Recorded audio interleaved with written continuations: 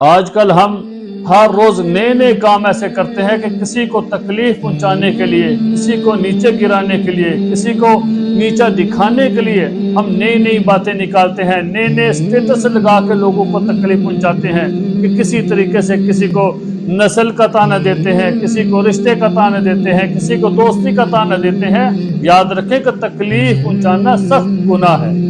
رسول اللہ صلی اللہ علیہ وسلم نے فرمایا، جس شخص نے کسی مسلمان کو تکلیف دی اس نے مجھے تکلیف پہنچائی، اور جس نے مجھے تکلیف پہنچائی اس نے اللہ کو تکلیف پہنچائی۔ تو ہمیں اس قسم کی حرکات سے بچنا چاہیے، ہمیں لوگوں کو تکلیف نہیں دینی چاہیے، بلکہ لوگوں کے ساتھ اچھے طریقے کے ساتھ رہن سہن کر رکھنا چاہیے، لوگوں کے ساتھ بھائی چارے والا معاملہ کرنا چاہیے، لوگوں کے ساتھ پیار والا، حسن اخلاق والا معاملہ کرنا چاہیے۔ آج کل ہم لوگ ایک دوسرے کو نیچے گرانے کے لیے، ایک دوسرے کو نیچے دکھانے کے لیے نت نئے کام کرتے ہیں کہ کسی طریقے سے ہم ان کو تکلیف پہنچائیں۔ یاد رکھنے یہ سخت کبیرہ گناہ ہے۔